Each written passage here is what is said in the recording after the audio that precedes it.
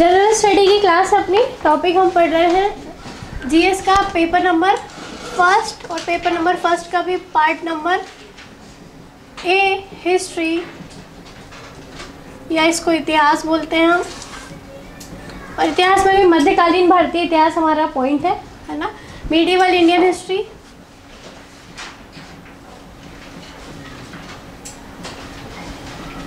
इसमें हम टॉपिक देख रहे हैं दिल्ली सल्तनत। दिल्ली सल्तनत के अंदर हमने स्पेसिफिकली 5 वंश हम पढ़ रहे हैं, जिनमें से गुलाम खिलजी कंप्लीट हो चुका है।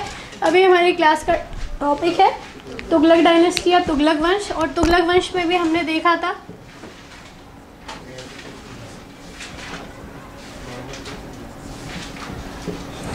थ्री इम्पॉर्टेंट रूलर हैं इस वंश के, जिनको आपको बहुत अच्छे से पढ़ना समझना चाहिए क्योंकि क्वेश्चंस बनते हैं। एक था आपका गयासुद्दीन तुगलक, जिसने इस डायनेस्टी को फॉर्म किया था। एक था मोहम्मद बिन तुगलक, जो इस डायनेस्टी का सबसे इम्पॉर्टेंट रूलर था। इसको मैन ऑफ आइडिया बोलते हैं। क्या बोलते हैं? Man of idea. भले वो आइडिया फेल हुए सक्सेस हुए it doesn't matter, but idea तो थे, इसलिए इसको क्या बोलते हैं? Man of idea. ठीक है, एमबीटी को।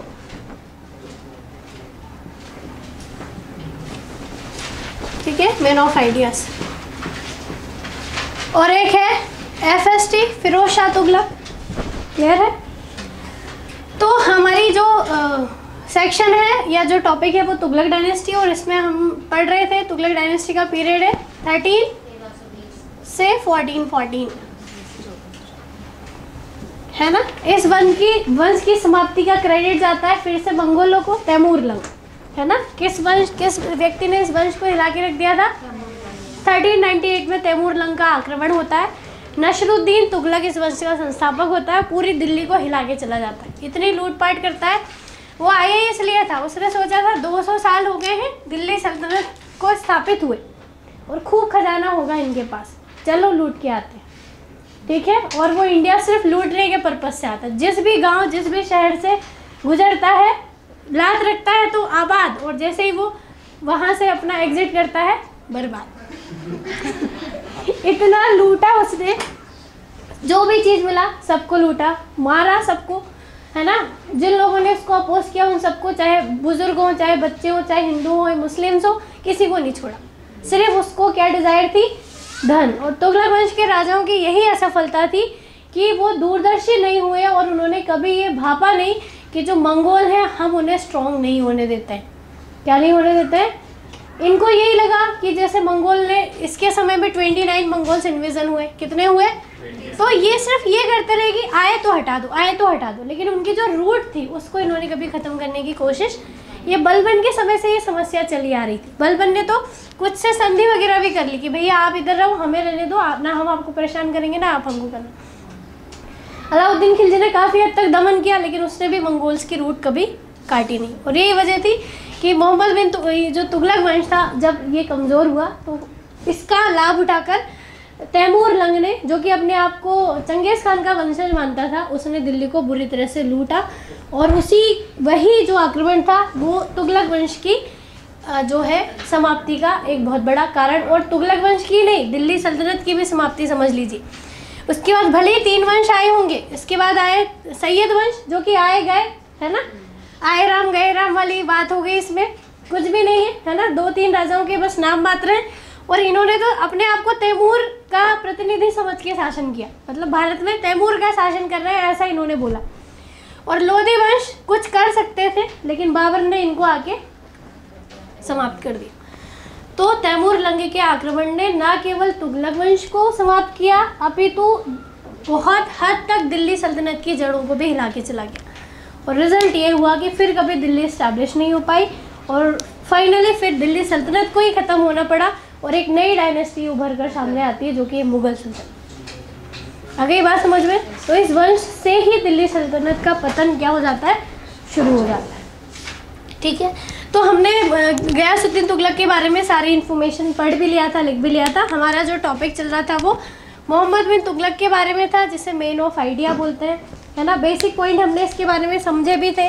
मोहम्मद बिन तुगलक जो है 2 बहुत ही ग्रेट हिस्टोरियंस रहे हैं, जिन्होंने मोहम्मद बिन तुगलक के बारे में लिखा है किताबों में, है ना। पहले तो बर्नी या जियाउद्दीन बर्नी, जो कि मोहम्मद बिन तुगलक के बहुत घनिष्ठ मित्र थे, एकदम दोस्त थे ये लोग। और जो दूसरे थे वो विदेशी यात्री थे, इब्न बतूता। दोनों ने ही मोहम्मद बिन तुगलक के बारे में बहुत अच्छी और बहुत ही डिटेल्ड इन्फॉर्मेशन दी, और उसी के बेसिस पर मोहम्मद बिन तुगलक का क्या लिखा गया, इतिहास लिखा गया।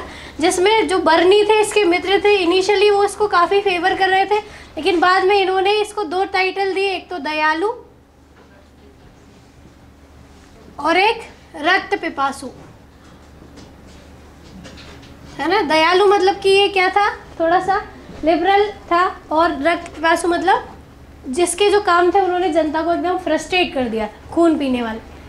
तो दोनों ही उपाधियाँ दी, और यही वजह है कि मोहम्मद बिन तुगलक को जितने भी इतिहासकार हैं वो ये मानते हैं कि ये गुण और अवगुण का मिश्रण था। मतलब इसमें क्वालिटीज़ भी थी, और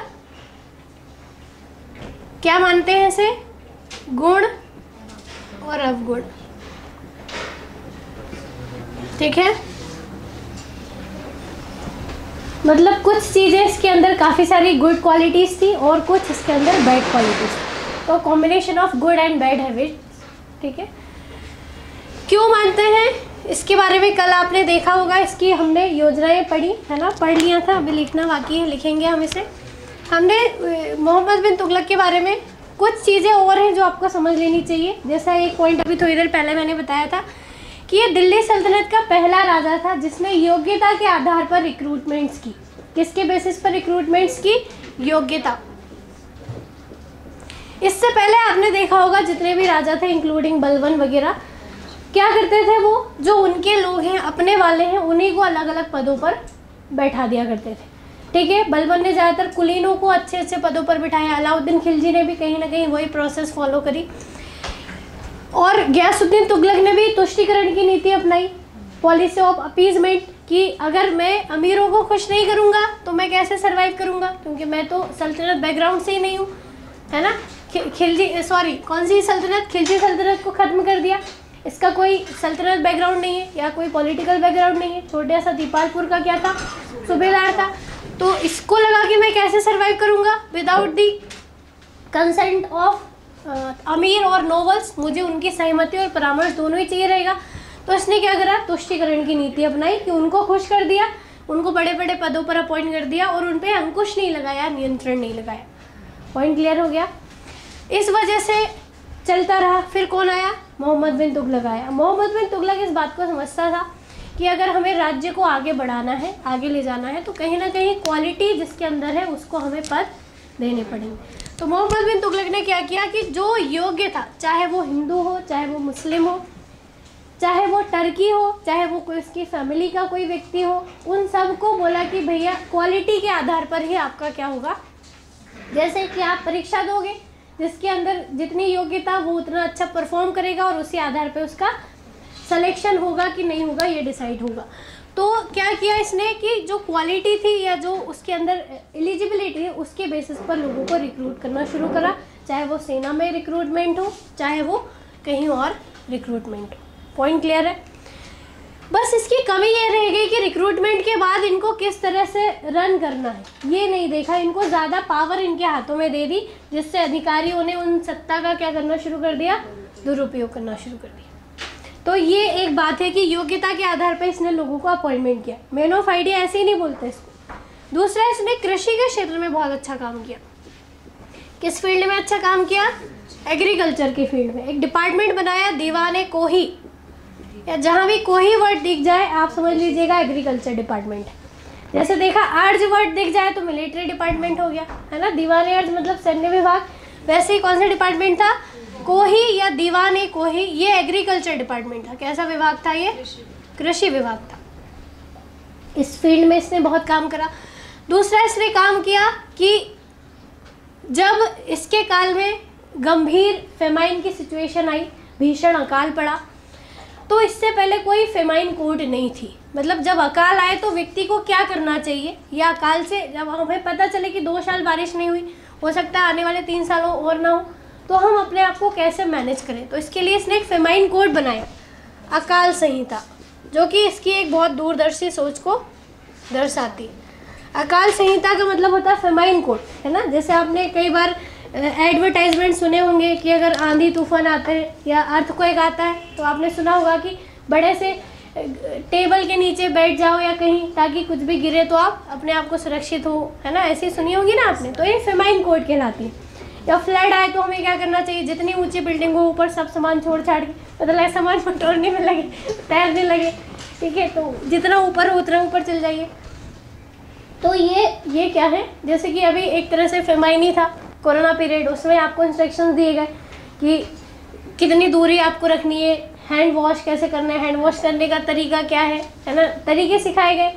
तो तमाम तरह की चीज़ें जो हैं वो ये फेमाइन कोड कहलाती है। तो हर नागरिक उनको क्या करे।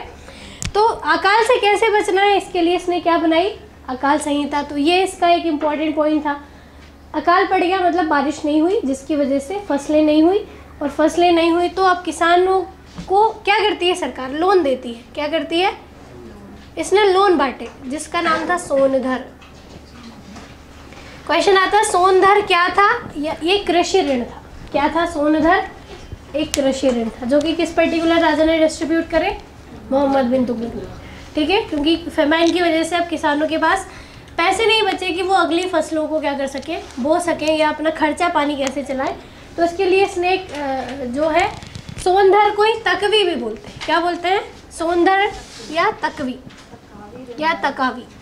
ये क्या था, कैसा लोन था, एग्रीकल्चर। अब लोन है मतलब वापस चुकाना है, किसको चुकाना है, जब आ जाएंगे तो राजा को वापस दे दीजिएगा। इस आधार पर इसने क्या करा, लोन डिस्ट्रीब्यूट करा। एक और इसका बहुत ही दूरदर्शिता और क्वालिटी वाली बात ये थी कि इसने सस्यावर्तन प्रणाली को प्रमोट किया, क्रॉप रोटेशन।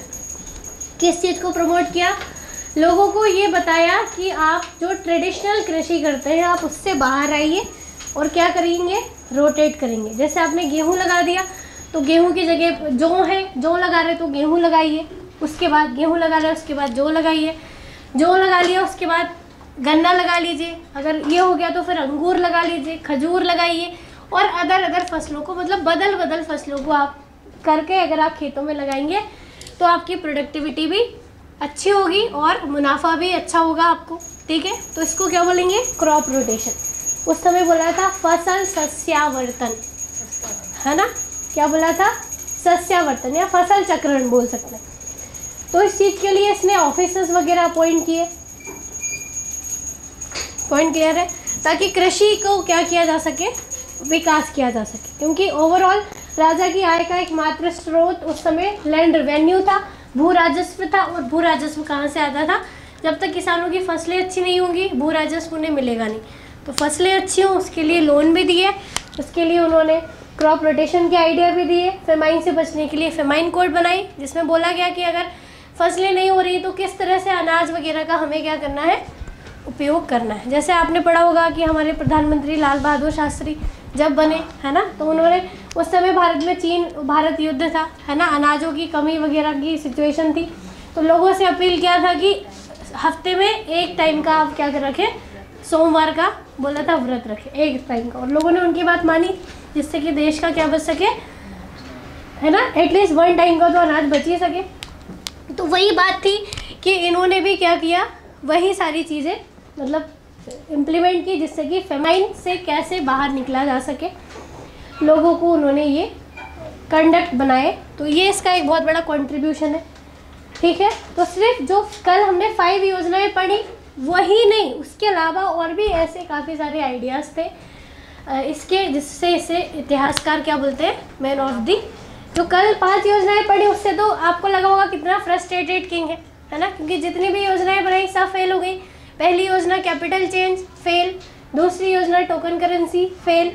तीसरी खुरासान मिशन, फेल। चौथी कराचिल मिशन, फेल। 5वीं दोआब क्षेत्र में कर वृद्धि, फेल, है ना। तो फ्रस्ट्रेट हो गए होंगे कि क्या है, सब फेल ही फेल हो रहा है, कुछ आ ही नहीं रहा, क्लाइमेक्स तो यही है क्या, तो वो क्लाइमेक्स नहीं है, ये है, ठीक है। कि उन सब के अलावा भी इतनी फेलियर्स के रहते भी अगर उसके अंदर इतना पोटेंशियल था, इट मीन्स कि वो मैन विद आइडिया है।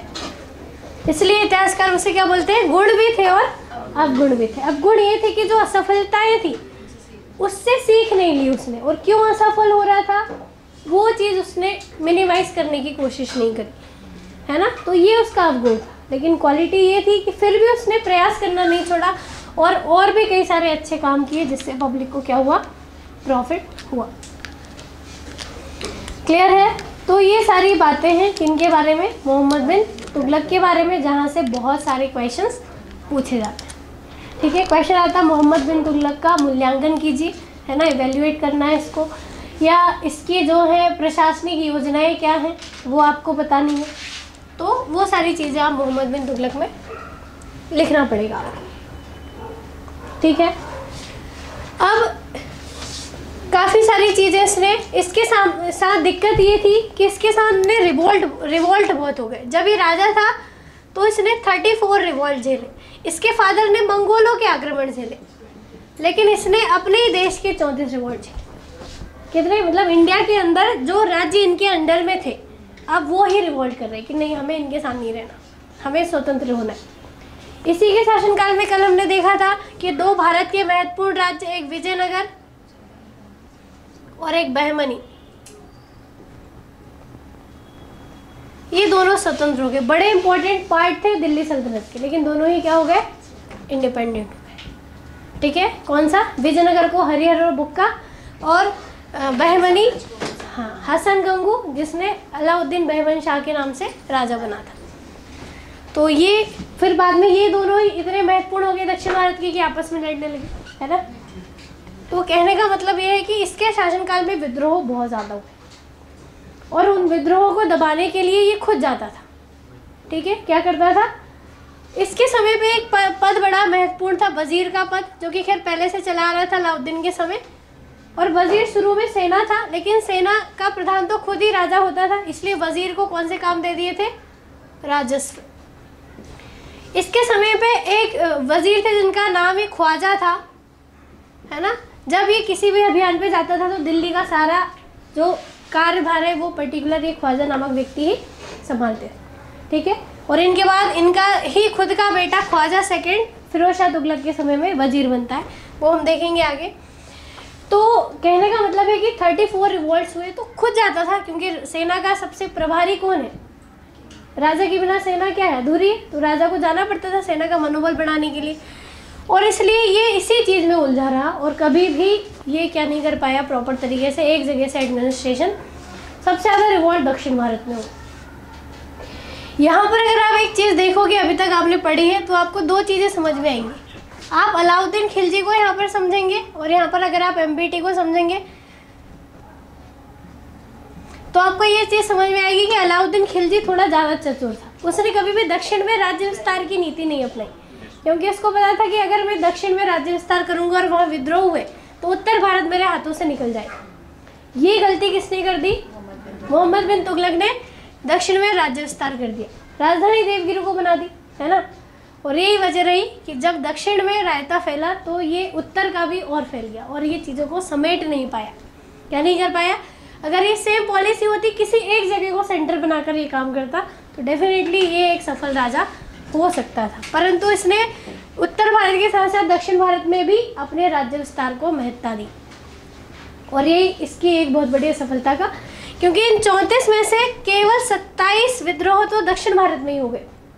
कितने, आउट ऑफ 34, 24 रिवोल्ट तो सिर्फ 27 तो सिर्फ कहाँ हुए, और नॉर्थ से साउथ जाकर विद्रोहों का दमन करना किसी भी राजा के लिए बहुत ही हेक्टिक काम होगा, है ना। और वो कुछ आगे सोच ही नहीं पाएगा, और जिन लोगों के हाथ में प्रशासन दे के रखा है वो तो क्या कर रहे हैं, ऑफिसर करप्ट हो गए हैं, ठीक है, और तमाम तरीके की चीज़ें वो ऐसी कर रहे हैं जो कि राज्य के हित में नहीं है।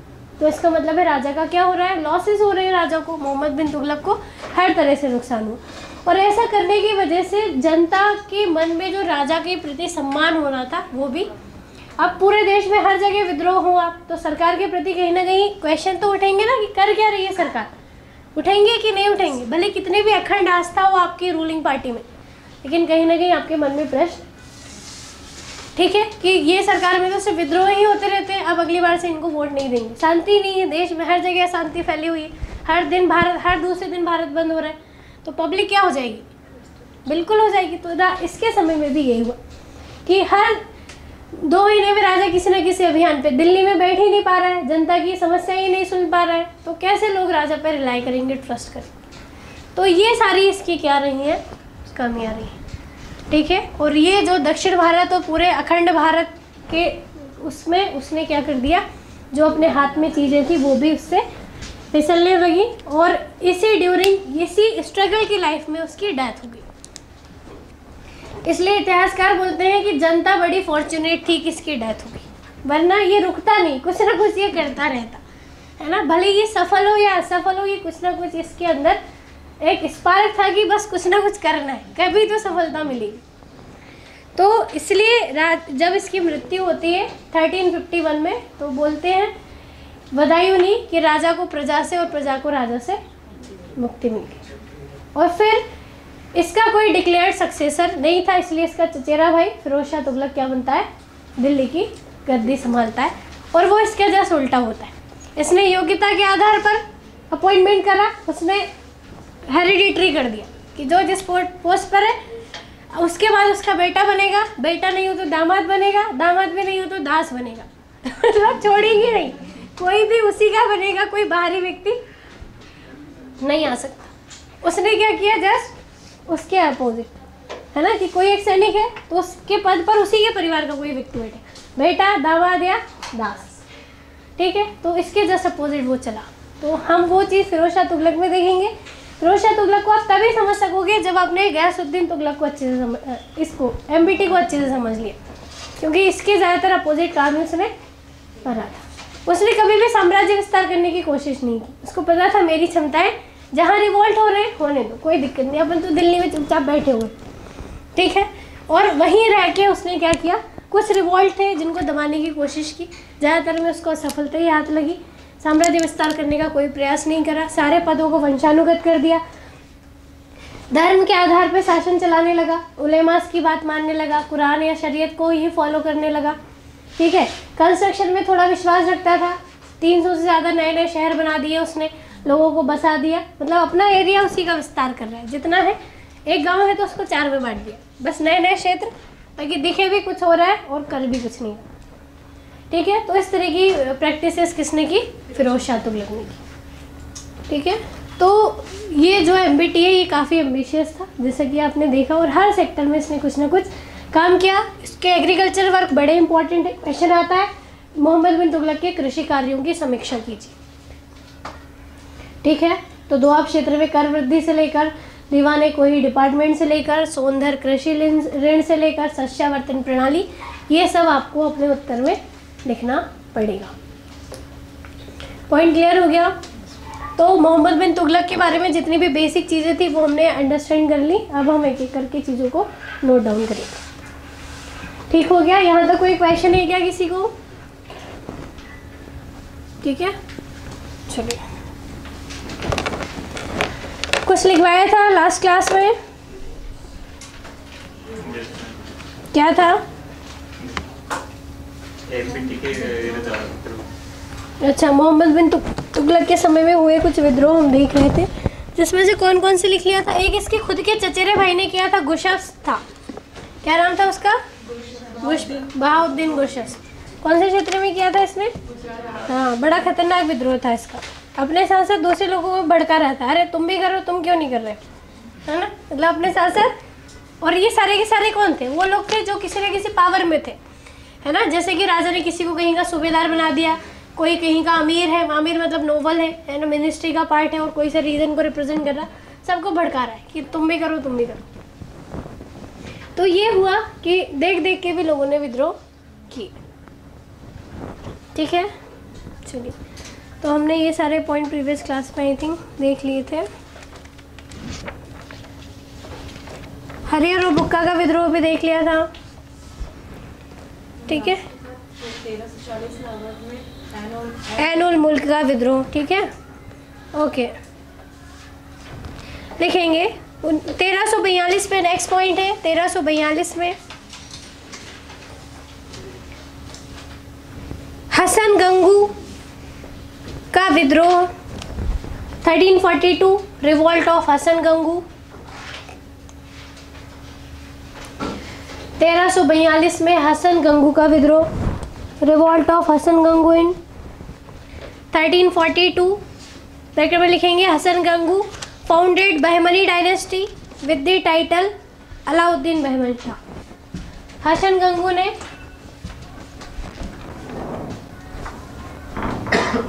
गंगू ने अलाउद्दीन बहमन शाह की उपाधि से बहमनी वंश की स्थापना की थी। टाइटल अलाउद्दीन बहमन शाह, इसका नाम तो था हसन गंगू, लेकिन जब ये राजा बनते थे ना तो ये छोटे छोटे नाम है ना, इनको लगता था कि इनसे हमारी रिस्पेक्ट है ना। हसन गंगू तो राज्य में 1000 लोगों का नाम होगा है ना, तो राजा का नाम कुछ एकदम दमदार होना चाहिए, तो ये टाइटल लेते थे थोड़े अच्छे अच्छे। तो 1342 में रिवॉल्ट हुआ हसन गंगू का, और इसने कौन सा डायनेस्टी फॉर्म करा? कर्नाटक वाले रीजन में, ठीक है। हाँ, तो ये दोनों एकदम बाउंड्री लगी थी, दोनों में बहुत लड़ाइयाँ हुई। अभी जब दिल्ली सल्तनत खत्म होगी तो विजयनगर और बहमनी साम्राज्य हमारी हेडिंग होगी, तो वहाँ हम देखेंगे कि आपस में ये दोनों लड़े, और एक ही क्षेत्र को लेकर लड़ाई होती थी, वो थी रायचूर दोआब रीजन। जैसे गंगा यमुना दोआब नॉर्थ का एक बहुत ही हाई फर्टाइल लैंड है, अच्छी उर्वरता वाला क्षेत्र है, वैसे ही दक्षिण भारत में कौन सा क्षेत्र है? रायचूर। हाँ, गोदावरी और कृष्णा रिवर के आसपास का क्षेत्र है रायचूर दोआब। और इसको लेने के लिए कभी विजयनगर ने चढ़ाई करी, कभी बहमनी, कभी ये राज्य विजयनगर के अंडर में रहा, कभी बहमनी। तो इन दोनों की बॉर्डर लगभग एकदम एक ही बॉर्डर शेयर करते थे ये दोनों डायनेस्टी, और दोनों ही किसके शासनकाल में अलग हो गए? मोहम्मद बिन तुगलक, ठीक है। तो 1342 में देवगिरी किसका विद्रोह हुआ? हसन गंगू का, और उसने बहमनी राज्य की स्थापना की, और नाम क्या रखा अपना? अलाउद्दीन बहमन शाह, ठीक है, लिखेंगे। गुजरात में, हाँ अगला पॉइंट है, गुजरात में तारगी नामक व्यक्ति के विद्रोह को, तारगी, और यही तारगी का विद्रोह दबाते दबाते स्वर्गीय हो गया वो, है ना। तारगी को मारते मारते खुद ही क्या हो गया? स्वर्गीय हो गया। तो लिखेंगे गुजरात में तारगी नामक व्यक्ति के विद्रोह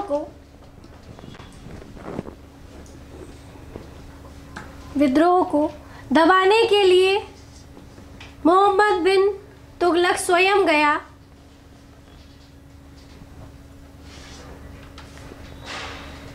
तारगी परास्त होकर सिंध की ओर भाग गया। तारगी परास्त होकर सिंध की ओर भागा। सुल्तान ने उसका पीछा किया। तारगी परास्त होकर सिंध भाग गया, सुल्तान ने उसका पीछा किया और सिंध पहुंचा। ब्रैकेट में लिखेंगे थट्टा। सिंध की जो जगह थी उसका नाम था थट्टा।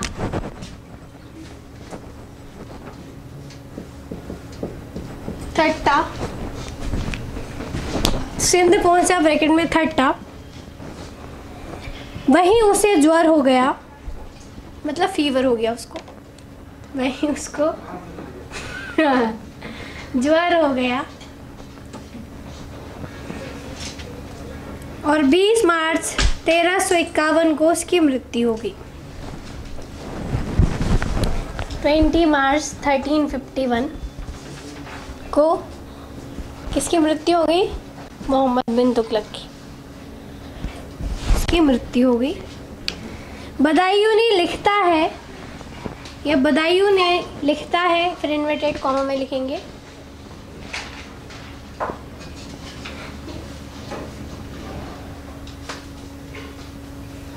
और इस तरह राजा अपनी प्रजा से मुक्त हुई। और बदायूं ने लिखता है इन्वर्टेड कॉमा में, और इस तरह राजा अपनी प्रजा से मुक्त हुआ और प्रजा अपने राजा से मुक्त हुई। और इस तरह राजा अपनी प्रजा से मुक्त हुआ और प्रजा अपनी राजा से। ठीक है, ये स्टेटमेंट क्वेश्चन आता है किस राजा के बारे में है और किसने कहा है? बदायूनी। बदायूनी एक बहुत ही पॉपुलर राइटर है। हाँ, बदायूनी। बदायूं उत्तर प्रदेश का क्षेत्र है, उसी से इनका नाम बदायूनी पड़ा। एक जिला है ना यूपी का। ओके, अब इंग्लिश मीडियम में लिख लीजिएगा। लिखेंगे Targi, TARGI, Targi started revolt in Gujarat reason.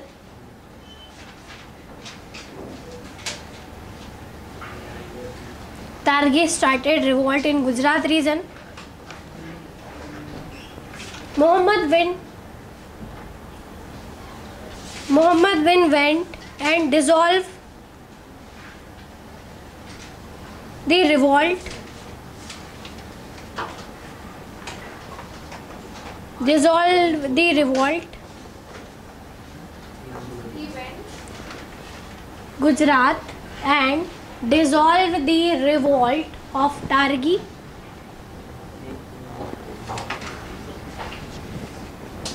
But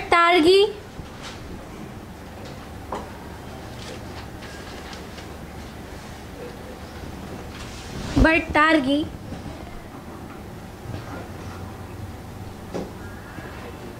shifted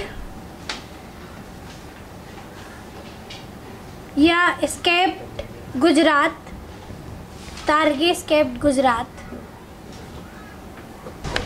okay, तो अब स्कीम्स लिखेंगे इसकी, और हमने देखा था 5 इम्पॉर्टेंट स्कीम्स हैं। ये भी सीधा सीधा क्वेश्चन है, आता है, और अगर आपने कुछ ज़्यादा करना नहीं है इसमें, जो हुआ है वो लिखना है और पूरे नंबर आपको मिल जाएंगे। ठीक है, तो सब 5 स्कीम है। कितनी योजनाएं? सबसे पहले तो कौन कौन सी है उनके बारे में लिख लीजिए। 5 स्कीम्स हैं, फिर हम एक एक करके उन 5 के बारे में लिखेंगे।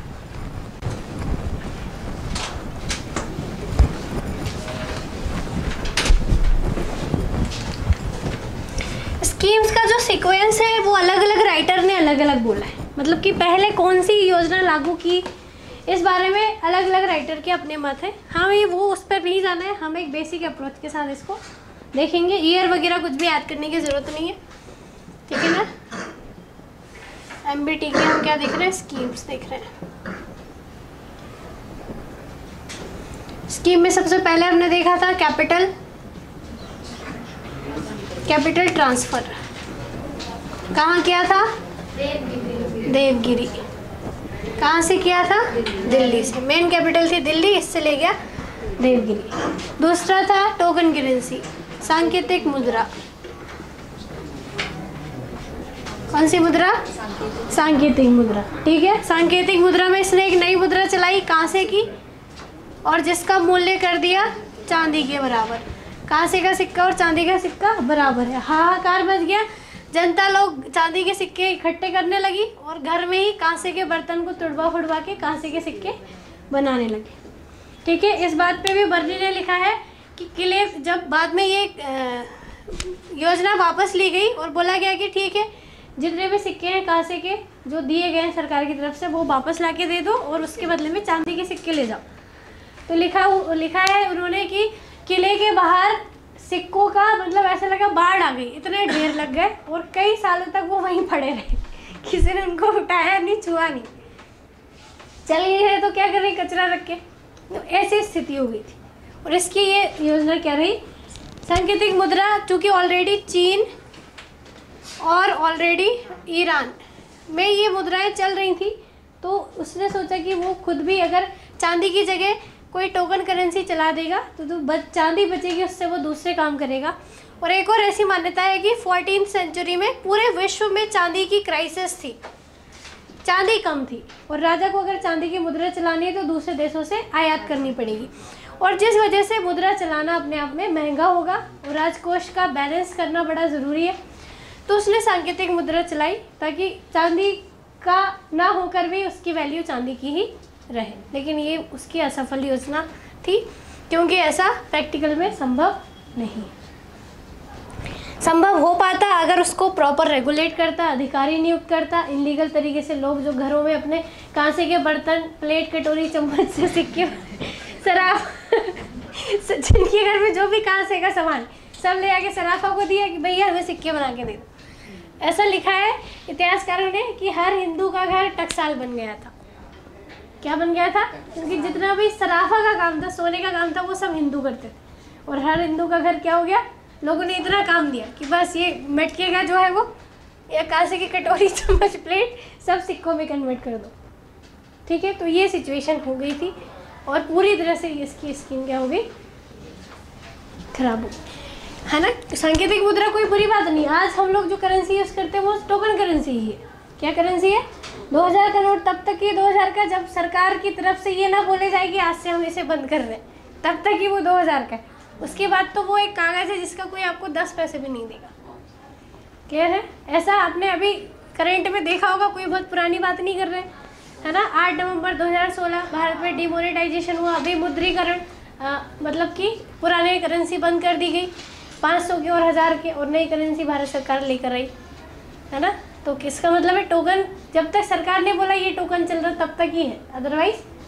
लेकिन सरकार गारंटी देती है कि अगर ये टोकन हम बंद करेंगे तो नया टोकन देंगे और वही वैल्यू का देंगे, किसी का 1 रुपये का भी नुकसान। बैंक में जितने आपके पैसे थे पुरानी करेंसी वो सब उन्होंने, अब आप निकालते हो तो पुरानी निकलती कि नहीं निकलती है? नहीं निकलती है ना। इसका मतलब है कि काम कर गया, सिस्टम बैलेंस है, चल रही हैं चीज़ें। यहाँ ऐसा नहीं है ना कि चांदी चांदी सब रख ली और कांसे कांसे के सिक्के हो गए बाजार में। कोई विदेश से चीज़ें भारत में बेच नहीं रहा, निर्यात नहीं कर रहा, क्योंकि वो कोई बेचेगा तो यहाँ से उसको पेमेंट किस पे होगा? कांसे के सिक्के, और उसको तो चांदी के सिक्के चाहिए, है ना। कांसे के सिक्के का तो कोई मूल्य ही नहीं है हर जगह। वो तो लोगों ने यहाँ से आयात निर्यात करना बंद कर दिया। तो सिस्टम इकोनॉमिकल पूरी तरह से, यही वजह थी कि सांकेतिक मुद्रा फेल हो गई। फिर इसने किया एक खुरासान अभियान,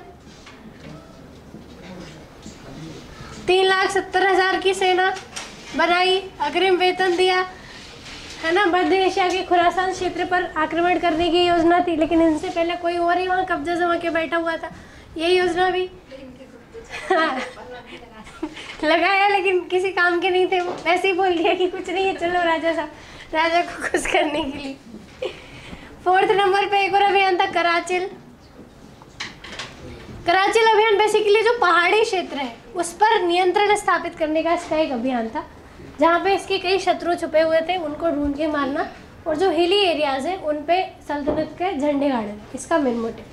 अब वहाँ पे बर्फीले तूफान वगैरह बढ़े हैं, है ना। तो जितने भी सैनिक गए, इब्न बतूता ने लिखा है, जितने भी गए उनमें से 3 ही वापस आए, बाकी सब या तो रास्ता भटक गए या बर्फीले तूफान की चपेट में आ गए और मर गए। और इसका एक और अभियान था, एक और स्कीम थी दोआब क्षेत्र में, कर वृद्धि।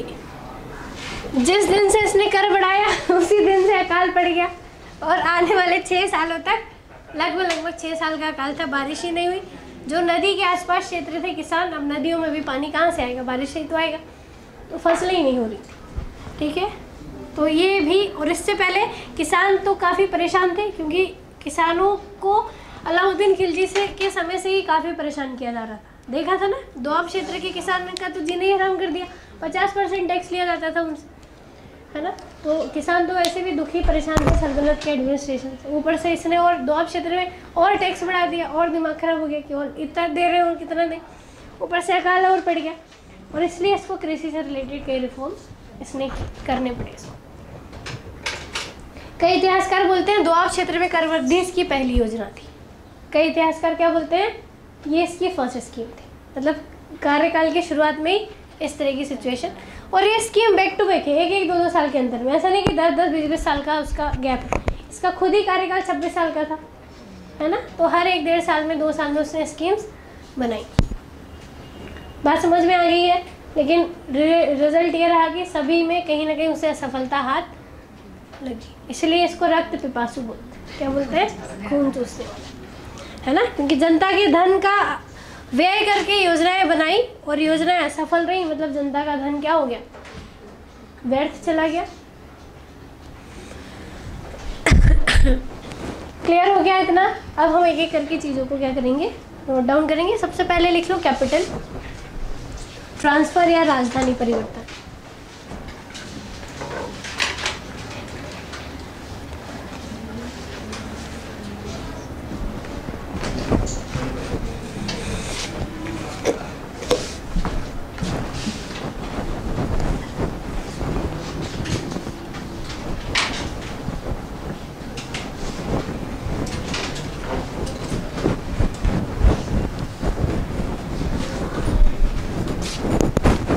राजधानी परिवर्तन, ठीक है, पहली योजना है।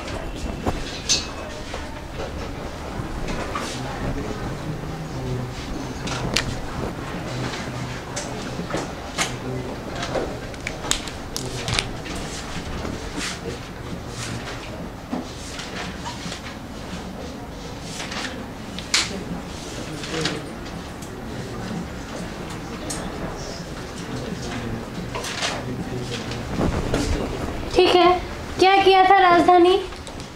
इसकी राजधानी तो थी दिल्ली। अगर आप देखोगे मैप में,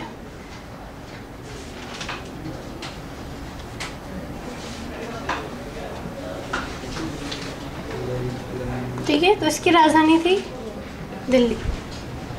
पॉइंट क्लियर है? ये राजधानी दिल्ली से ले गया कहाँ पर? देवगिरी।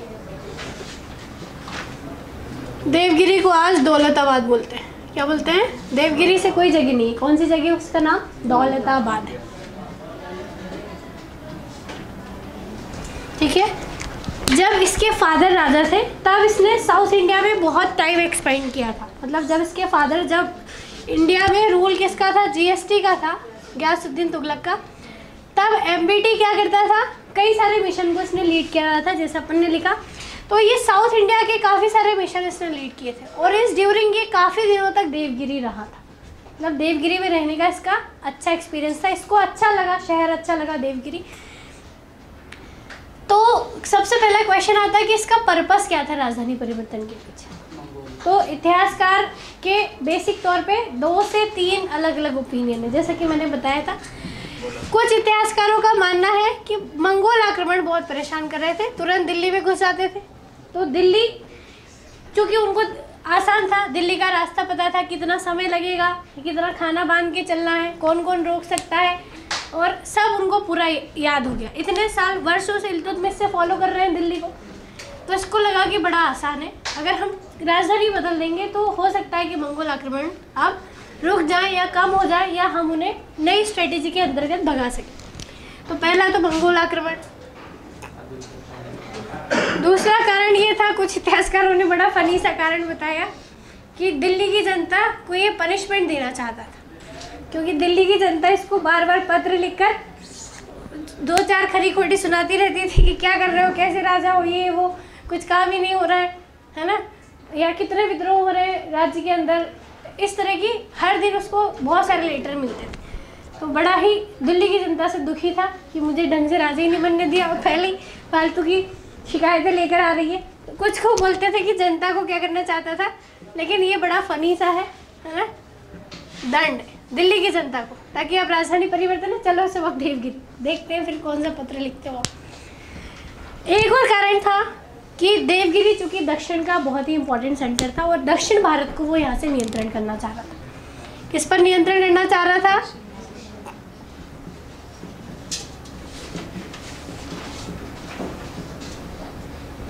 वो किस पर कंट्रोल करना चाह रहा था? देवगिरी को राजधानी बनाकर दक्षिण भारत पर, ताकि, और उसको लग रहा था कि सही है। कुछ इतिहासकारों का एक जो ओपिनियन है वो ये है कि जब ये राजधानी परिवर्तन ऐसा नहीं कि 2 दिन में हो गया, ये पहले से ये प्लानिंग कर रहा था कि मुझे करना है, और कई लोगों की, अपने नोवेल्स की इसने वो ली थी, सलाह ली थी, और कई सारे इतिहासकारों ने इसको सलाह दी थी कि देवगिरी की जगह पे तुम उज्जैन को राजधानी बनाओ। किसको राजधानी बनाओ? क्योंकि उज्जैन ऑलरेडी, उज्जैन का इतिहास काफ़ी बुलंद था, राजा विक्रमादित्य की राजधानी रह चुकी थी। तो बहुत लोगों ने सबको सलाह दी थी कि किसको राजधानी बना लो भैया, दूसरी राजधानी दिल्ली तो है, उज्जैन को बना लो। लेकिन चूँकि उज्जैन से इसका कोई ऐसा डायरेक्ट कोऑर्डिनेशन नहीं था, कभी वहाँ रहा नहीं। देवगिरी में इसने काफ़ी अपना वक्त गुजारा था ड्यूरिंग फादर के, जब ये मिशन करता था। तो इसलिए इसका अफेक्शन किसकी तरफ ज़्यादा था, और इसलिए इसने उज्जैन के स्थान पे किसको राजधानी बनाया, देवगिरी को। क्लियर है। तो कभी अगर ये क्वेश्चन आ जाए कि क्या एक और क्या ऑप्शन था उसके पास, तो उसका आंसर होगा उज्जैन उस समय, क्योंकि बड़ा अच्छा सिविलाइज्ड शहर था और गुप्त वंश के राजा विक्रमादित्य की जो मेन कैपिटल उसने सेकंड कैपिटल बनाई थी वो कौन थी, उज्जैन ही है। और पुराने समय से ही महाजनपद रहा है अवंती के नाम से। अशोक यहाँ का राज्यपाल था और बहुत ही महत्वपूर्ण शहर था। कौन सा शहर, तो इसीलिए उसको ये बोला था, ओपिनियन था, बट उसने वैसा किया नहीं। उसने किसको बनाया, देवगिरी। अब जब देवगिरी को राजधानी बनाया, तो देवगिरी को राजधानी जब बनाया तो देवगिरी और दिल्ली के बीच की जो बेसिक दूरी है लगभग 1300 किलोमीटर के अप्रोक्स। कितने किलोमीटर है, 1300 किलोमीटर की लगभग दूरी। तो दिल्ली से यहाँ तक जाने में काफ़ी लंबी डिस्टेंस, इसके लिए उसने यहाँ पे एक रोड भी बनवाई ताकि यात्रियों को क्या ना हो, तकलीफ ना हो, उसमें खर्चा किया। रोड के अलावा जगह जगह पर कुछ सराएं बनवाई। सराएं मतलब जहाँ पे लोग क्या करें, रेस्ट कर सके, क्योंकि एक दिन में तो पहुँचेंगे नहीं, महीनों की जर्नी है। गाड़ी और घोड़े से लोग ट्रेवल करते थे, रात में रुकते थे, कहीं खाना बना रहे हैं, कहीं कुछ कर रहे हैं, तो इस तरह से वो क्या होते थे, देवगिरी पहुँचे। इस ड्यूरिंग क्या हुआ कि एक बीमारी उस समय कॉमन ही थी, प्लेग। वो बीमारी काफ़ी चली और जो यात्री थे यहाँ से यहाँ गए तो काफ़ी यात्री क्या हो गए, मारे गए। और बाद में जो लोग देवगिरी पहुँचे उन्हें यहाँ का वातावरण बिल्कुल भी सूट नहीं हुआ, क्लाइमेट ही सूट नहीं हुआ, और यहाँ उन्हें बिल्कुल अच्छा नहीं लगा, है ना। और इस वजह से उन्होंने अनरेस्ट दिखाया कि नहीं, हमें देवगिरी में रहना ही नहीं है, हम तो हमेशा से दिल्ली में रहें और वही इन्वायरमेंट हमारे लिए अच्छा है। तो इन सब चीज़ों के चलते राजा को अपना ये निर्णय रिवर्स करना पड़ा और उसने फिर से देवगिरी के स्थान पर अपनी राजधानी कहाँ शिफ्ट करी, दिल्ली।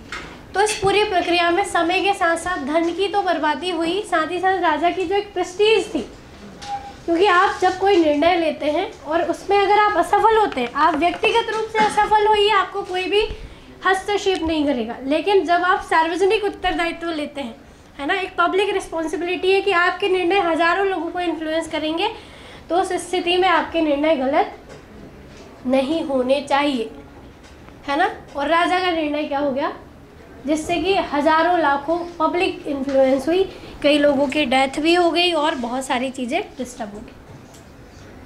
और फिर इसको क्या करना पड़ा, सेम कैपिटल को क्या करना पड़ा, हाँ, तो ये उसकी पहली योजना थी राजधानी परिवर्तन, जो कि क्या हो गई, असफल हुई। क्या उद्देश्य था राजधानी परिवर्तन का, वो भी क्लियर हो गया, है ना। क्या ऑप्शन था इसके पास, एक देवगिरी ऑप्शन था और एक उज्जैन ऑप्शन था, जिसमें से इसने किसको चूज़ किया, देवगिरी को चूज़ किया राजधानी बनाने के लिए। ठीक है, ओके। तो ये इसका जो था राजधानी परिवर्तन का अभियान था 1326 से 1327। चाहो तो आप डेट लिख सकते हो, 1326 से 1327। 1327।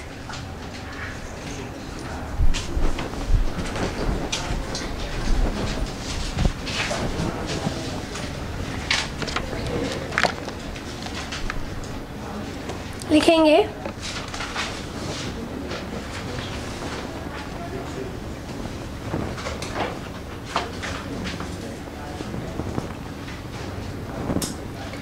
मोहम्मद बिन तुगलक ने राजधानी परिवर्तन की योजना बनाई।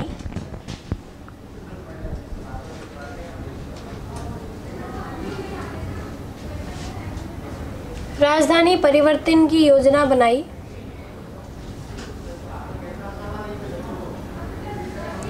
तथा दिल्ली से राजधानी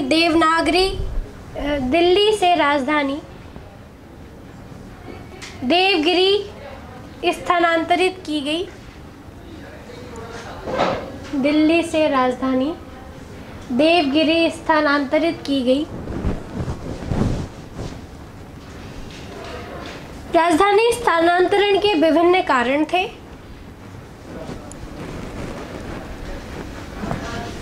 राजधानी स्थानांतरण के विभिन्न कारण थे। पहला,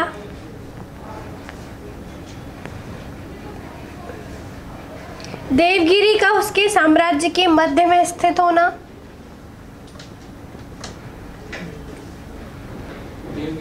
के उसके साम्राज्य के, मतलब नॉर्थ और साउथ को लगभग लगभग इक्वली वो देख सकता है। देवगिरी को उसके साम्राज्य के मध्य में स्थित होना, पहला। दूसरा,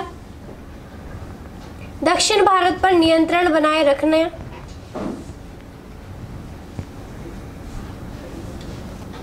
दक्षिण भारत पर नियंत्रण बनाए रखना। थर्ड, मंगोलों के आक्रमण से बचना,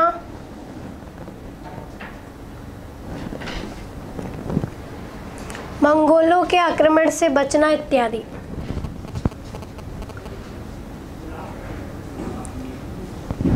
सुल्तान ने देवगिरी का नाम दौलताबाद रखा और अभी तक दौलताबाद ही है, ठीक है। सुल्तान ने देवगिरी का नाम दौलताबाद रखा।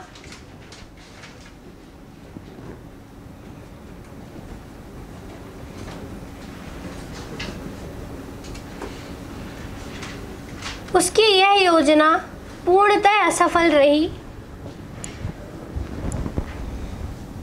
उसकी यह योजना पूर्णतः असफल रही तथा 13 योजना पूर्णतः असफल रही। उसकी यह योजना पूर्णतः असफल रही।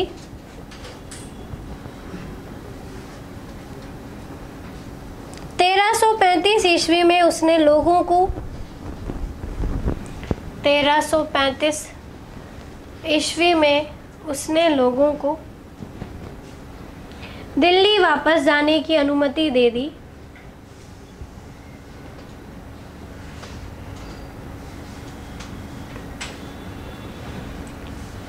उसकी इस योजना के कारण जनधन की बहुत हानि हुई।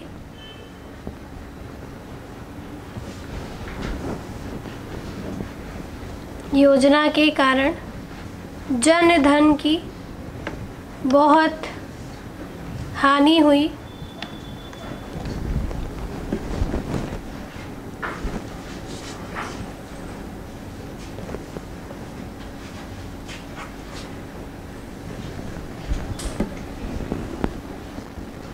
Okay,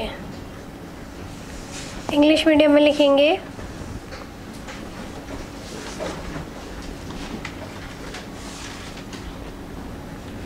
transfer of capital heading थी 1326 से 1327 डाल दिया था। लिखेंगे the inconvenience to rule the wealthy Deccan, the inconvenience to rule the wealthy Deccan induced the Sultan, sorry, wealthy Deccan, Deccan मतलब south, induced the Sultan to take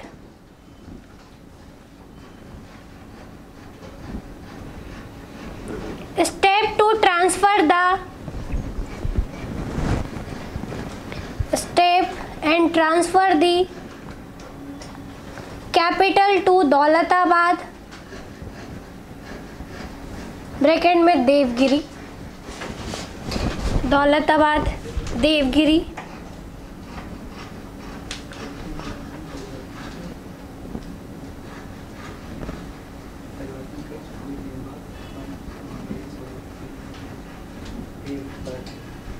okay,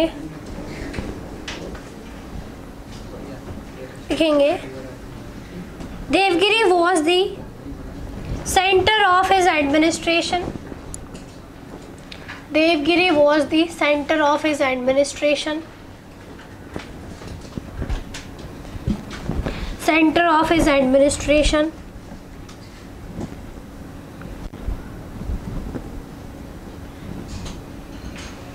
He also wanted safe capital. Yeah, he also wanted freedom from Mongol invasion. Also wanted freedom from Mongol invasion.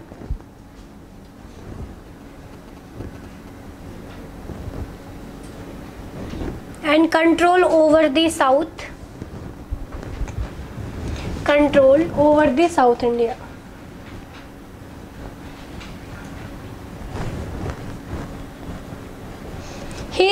Devgiri as a Daulatabad.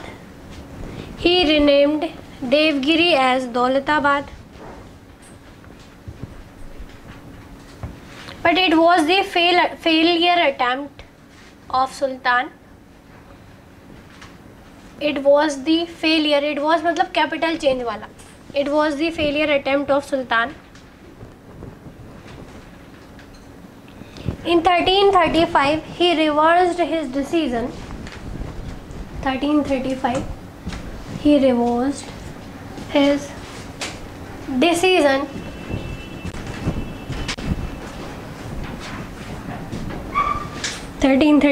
He reversed his decision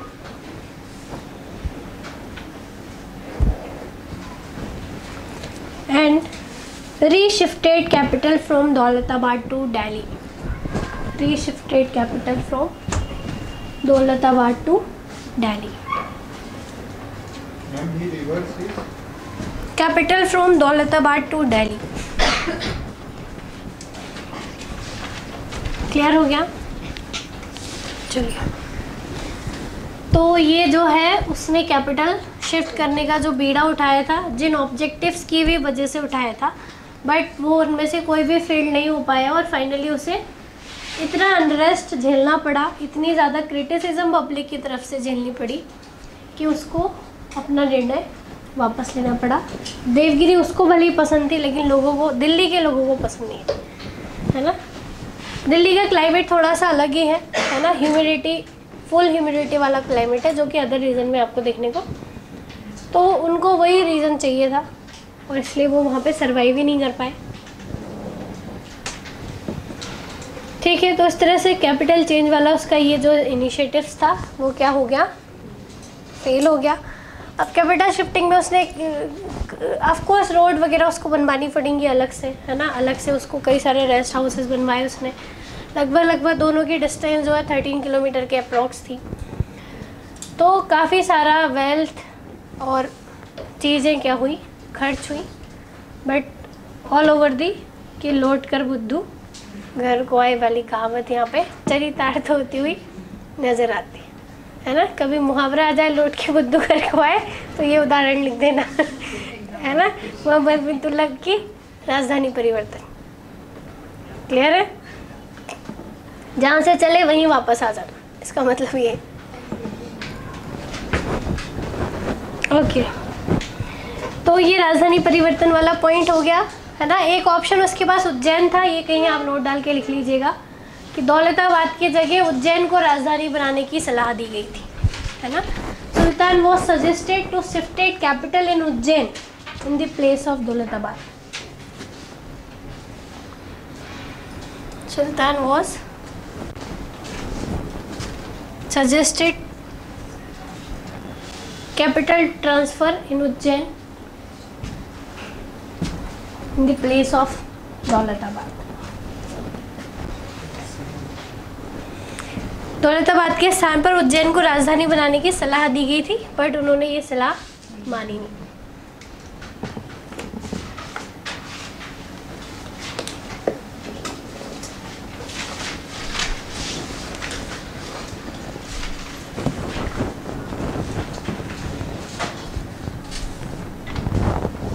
okay,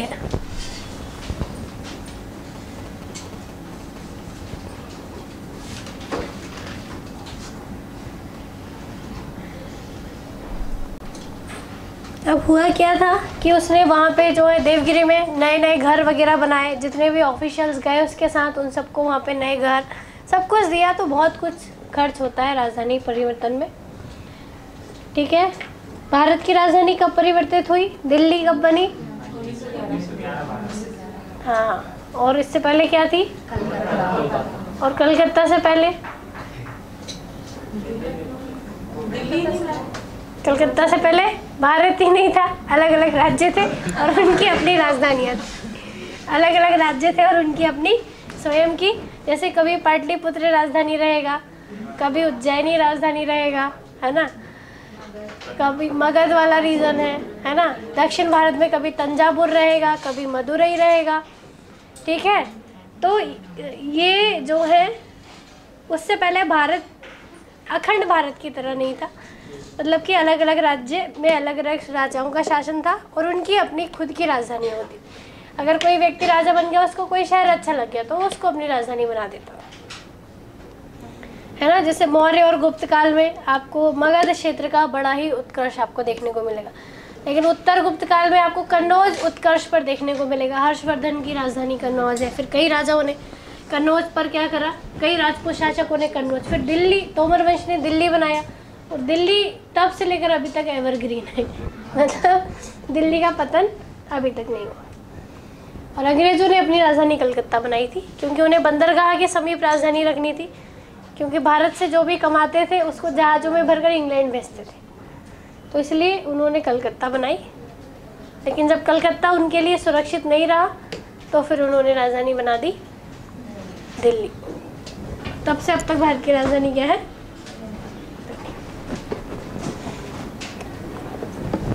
ठीक है। अंग्रेजों का ज़्यादातर focus जो है वो south और मतलब पूर्व वाले क्षेत्रों में था, हाँ। इसलिए भी हम कह सकते हैं कि ये क्षेत्र आज मतलब चाहे एजुकेशन में हो या किसी और चीज़ से संपन्न है ना। हाँ, शैक्षणिक रूप से संपन्न है, डिस्क्रिमिनेशन आप यहाँ पर नहीं है, पॉपुलेशन ग्रोथ वाली चीज़ें जो हैं, मतलब लोग क्या है, सिविलाइज्ड भी हैं, एडुकेटेड भी हैं और एडुकेशन को अपनी डेली लाइफ में एप्लीकेशन भी करते हैं, है ना। उत्तर भारत की तुलनात्मक रूप से दक्षिण भारत ज़्यादा सभ्य हमें देखने को मिलता है। ठीक है, तो ब्रिटिश के साथ साथ विदेशी इन्फ्लुएंस बहुत रहा है यहाँ पर, चाहे वो पोर्तुगीज़ हो, चाहे वो फ्रेंच कॉलोनीज़ हो, है ना, चाहे ये सब का इन्फ्लुएंस कोस्टल स्टेट में सबसे ज़्यादा रहा, तटवर्ती राज्यों में। ठीक है, तो दौलताबाद नाम किसका है? देवगिरी, है ना। कई लोगों को बड़ा कंसर्न होता है नाम परिवर्तन क्यों हो रहे हैं, है ना। मैं भी सोच रही थी ये अच्छा है कि ये उत्तर प्रदेश तरफ नहीं था, अभी तक नाम बदल गया। हाँ, नहीं तो वो तो अभी बदल नहीं, दक्षिण भारत भी कौन सा है, बदल नहीं। तेलंगाना का नाम सुल्तानपुर रख दिया था मोहम्मद बिन तुगलक, है ना। फिर बाद के राजाओं ने इसको तेलंगाना ही नाम दिया, तो अभी तक तेलंगाना बदल गया। तो ये तो एक फनी सी बात है, हाँ, लेकिन ये कोई ऐसा बड़ा मुद्दा नहीं है, क्योंकि ऐतिहासिक रूप से हम ये चीज़ देखते आ रहे हैं कि जो अभी जो नाम बदल रहे हैं वो पुराने नाम रखे जा रहे हैं, है ना। कुछ ऐसा नहीं, नया नाम नहीं दे रहे, है ना, कि सदियों से यही नाम था और नाम बदलना नहीं बोलते, इसको क्या बोलते हैं, पुनर्स्थापित करना बोलते हैं, कि पहले उसका नाम वही था, बाद में किसी कारणों से बदला गया, लेकिन अब फिर से उसे वही नाम दे दिया गया। नाम करने से पूरे डॉक्यूमेंट सब अपडेट करने, हाँ, डॉक्यूमेंट वगैरह अपडेट करने पड़ते हैं, पैसे खर्च होते हैं। लेकिन कुछ शहर ऐसे हैं जिनकी अंतर्राष्ट्रीय स्तर पर ख्याति उस पुराने नाम से ही है, पुराने इतिहास में वो उसी नाम से पढ़े जाते हैं। अभी आप देवगिरी ढूंढोगे तो आपको एक आध दो जगह देवगिरी का नाम मिलेगा, बाकी सब जगह कौन सा नाम है, तो अभी जो नाम है उससे उसकी ख्याति। तो कई ऐसे शहर होते हैं जो उस समय तो बड़े, जैसे कि अगर पाटलिपुत्र की बात करें तो पाटलिपुत्र जो था जैसे इटली के बड़े मिलान बड़े शहर हैं इटली के, वैसे उस समय पाटलिपुत्र का नाम था। अगर कोई बदला हुआ नाम पाटलिपुत्र का भी होगा तो उसकी एक हिस्टोरिकल इमेज है वो उतनी इम्पैक्टफुल। तो उन शहरों के नाम बदलने में ऐसा कोई नहीं है उसको, मतलब ऐसा सेंटिमेंट वगैरह से, उस समय भी तो लोगों ने सेंटिमेंट पर नहीं लिया, बदल दिया तो बदल दिया। तो अभी कौन सा बहुत बड़ा मुद्दा है, ठीक है, किसी एक ही के नाम पे बिल क्यों फाड़ना है, ठीक है। हमेशा जिसके हाथ में सत्ता होती है उनको वो पावर दी है जनता ने, तो वो उसको जैसे भी चला रहे हैं, उनकी मर्जी। कोई और आएगा फिर बदल सकता है ना, कोई परमानेंसी तो है नहीं कि इसमें परिवर्तन नहीं कर सकते, या संविधान का मूल ढांचा तो है नहीं। अगर इतनी ही इंपॉर्टेंट चीज़ होती है नामकरण, तो संविधान के मूल ढांचे में सुप्रीम कोर्ट डिक्लेयर कर देता कि fundamental structure of the constitution है, कोई इसमें बदलाव नहीं कर सकता। लेकिन नहीं करा, इसका मतलब ये बड़ी लाइट चीज़ है। कैसी चीज़ है, कोई बहुत बड़ी भारी बात नहीं है।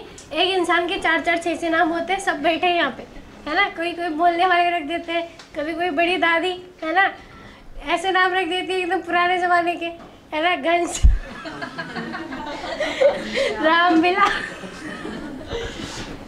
रामविलास घनश्याम, ऐसे ना। लड़कियों के नाम सीता, गीता, केकई और इस तरह के।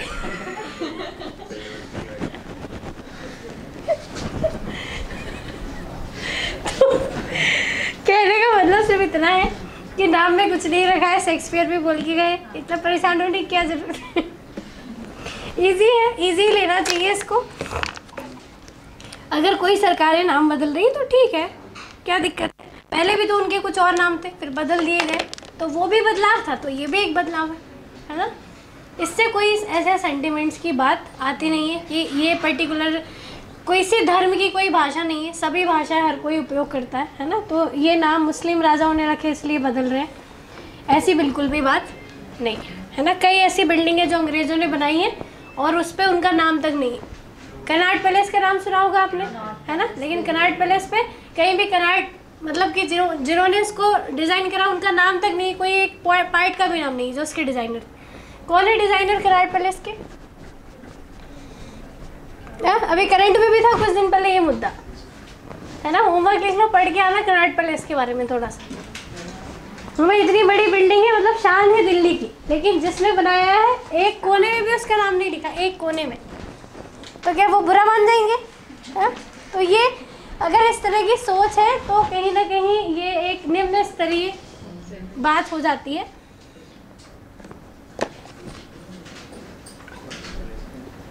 कनॉट दिल्ली में है ये, हाँ कनॉट पैलेस। किसने डिज़ाइन करा है? ढूंढ के लाना, पढ़ के आना इसको, है ना। क्योंकि ज़्यादातर लोगों को लगता है लुटियस ने, लेकिन एडविन लुटियस ने पूरी दिल्ली को भी एडविन लुटियस ने बनाया। राष्ट्रपति भवन वो संसद हो, लेकिन कनॉट पैलेस लुटियस ने नहीं बनाया, है ना। लुटियस बहुत बिजी था, इसलिए उन्होंने अपने एक असिस्टेंट को ये काम दिया था। अब वो कौन है असिस्टेंट है, कि ढूंढ के लाना आपका काम, ठीक है। तो कनॉट पैलेस एक कॉर्नर में भी उनका नाम नहीं लिखा है जिसने डिज़ाइन करा, उनके नाम पर रख दिया। उनके नाम पे नहीं है ना, वरना ये तो डिज़ाइनर तो वही होते, है ना। मेन बात तो यही है। तो ये चीज़ अपने को समझनी चाहिए, है ना। ये राजनीति का और व्यक्तिगत सोच का स्तर है, वो अभी हम बहुत ऊपर आ चुके हैं, है ना। और भारतीय राजनीति के इन सब मुद्दों पे उठते रहते हैं, कई लोग उठाते रहते हैं, बट वो एक एस्पिरेंट के लिए ये चीज़ें कुछ वैल्यू की नहीं है। आपसे इंटरव्यू में पूछ लेगा किस तरह से आप देखते हैं कि नाम बदल रहे हैं, इसको किस तरह से देखते हैं, बताओ किस तरह से देखते हैं, ठीक है। ओके, तो लिखेंगे नेक्स्ट पॉइंट अपना, ये हो गया कौन सा, राजधानी कैपिटल ट्रांसफर। नेक्स्ट आ जाते हैं आगे, सांकेतिक मुद्रा का प्रचलन। सांकेतिक मुद्रा का प्रचलन।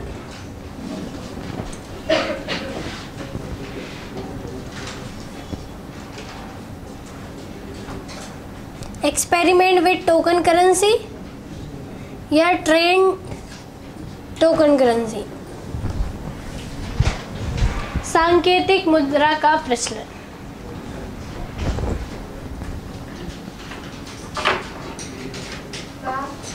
क्वेश्चन है टोकन करेंसी।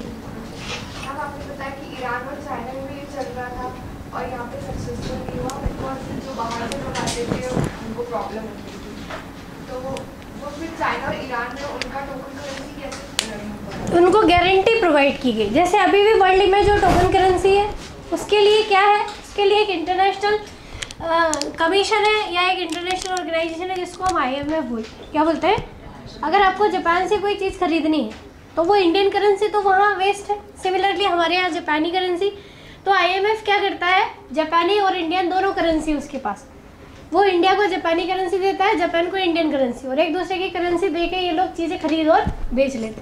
तो इस तरह की व्यवस्था चीन और ईरान में वो ऑलरेडी कर चुके थे कि अलग अलग देशों से जो उनके डिप्लोमेटिक रिलेशन थे, तो सब देशों की करेंसी में वो क्या करते थे, अपनी करेंसी को चेंज करते थे। या तो फिर वो जो ऐसी मुद्राएं जो रियल मुद्राएं हैं, जैसे कि गोल्ड और सिल्वर को रियल मुद्राएं बोलते हैं। जैसे कि कल बताया था कि सोने का सिक्का है ना, कॉइन है, सोने का कॉइन है या गोल्ड कॉइन है, तो ये इस शेप में है, तब भी इसका वैल्यू मान लीजिए 1000 रुपीज़ है।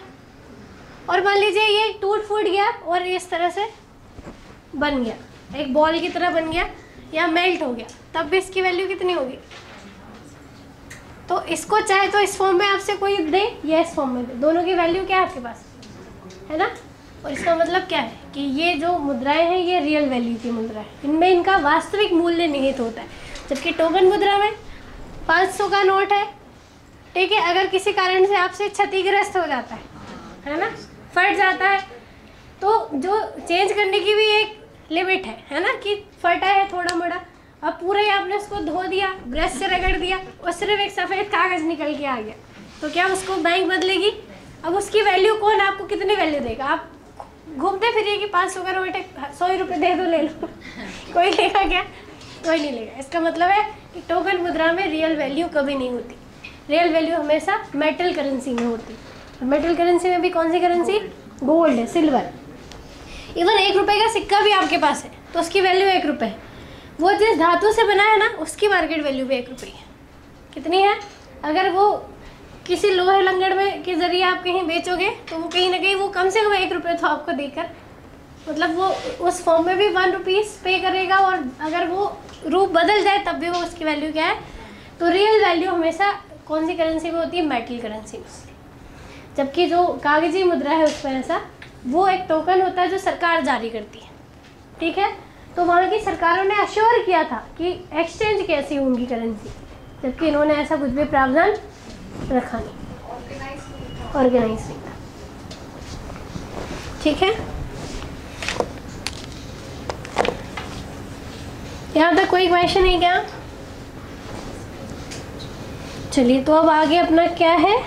टोकन करेंसी, सांकेतिक मुद्रा का प्रचलन। क्या था देख लेते हैं थोड़ा सा।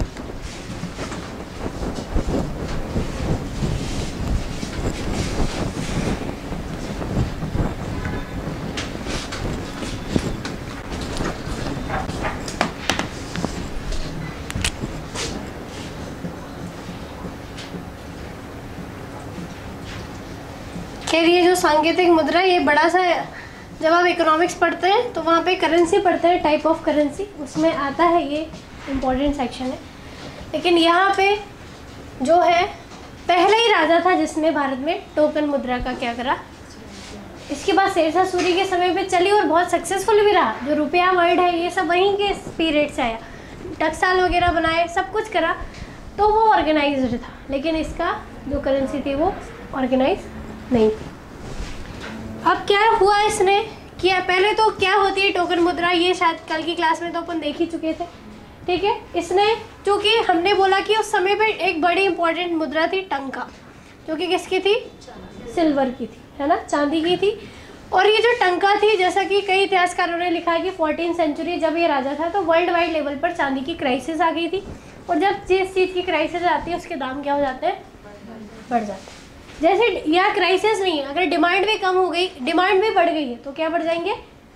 दाम बढ़ जाएंगे। जैसे अभी गोल्ड की डिमांड वर्ल्ड वाइड लेवल पर क्या है?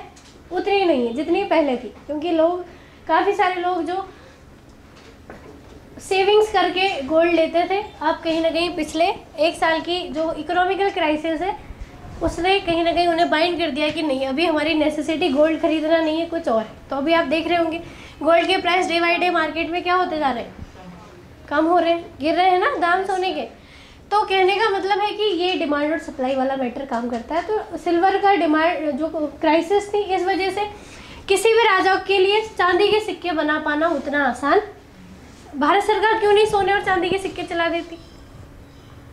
क्यों नहीं चला देती? है ही नहीं तो कहाँ से चलाएंगी, है ना। जब थे एक ज़माने में, जब कुषाण वगैरह थे, तब कुषाणों ने सबसे शुद्ध सोने के सिक्के चलाए, और सोना विदेशों से आयात होता था, भारत में कभी भी सोना नहीं था, है ना। सोने की चिड़िया नाम ज़रूर आपने सुना होगा। सोने की चिड़िया मतलब एक मुहावरे के तौर पे यूज़ किया जाता था, मतलब हर तरफ से संपन्न है। क्या है? किसी भी चीज़ की यहाँ पर कमी नहीं है ना, ये इसका मतलब है। या सोना जितनी ज़रूरत है उतना सोना है। तो विदेशों से आयात कर करके सोने के सिक्के चलाए गए। अभी नहीं चला सकते, कारण क्या है? दूसरे देशों से आयात करोगे तो सिक्का बनाने के लिए सिक्के दे रहे हो, मतलब पैसे बनाने के लिए पैसे दे रहे हो, तो कौन से बड़े नाम कमा लिए आपने? पॉइंट क्लियर हो गया? मतलब कुछ अर्न तो नहीं कर रहे हो ना, बराबरी में ही रह रहे हो आप। तो टोकन करेंसी सबसे बेस्ट है दुनिया भर में। क्या कौन सी मुद्राएं चल रही है? टोकन करेंसी सबसे ईजी है ना। करेंसी क्या है? करेंसी है मीडियम ऑफ एक्सचेंज। क्या है करेंसी? मीडियम ऑफ एक्सचेंज, विनिमय का माध्यम है और कुछ भी नहीं है ना। ऐसे थोड़ी 2000 के नोट चबा जाते तो बड़ा अच्छा लगता है, पेट भर जाता है ना, एक हफ्ते तक भूख नहीं लगती। ऐसा है क्या? ये एक सिक्का पानी में गिर लिया बस आत्मा तृप्त हो गई। क्या करते हैं? एक्सचेंज ही तो करते हैं।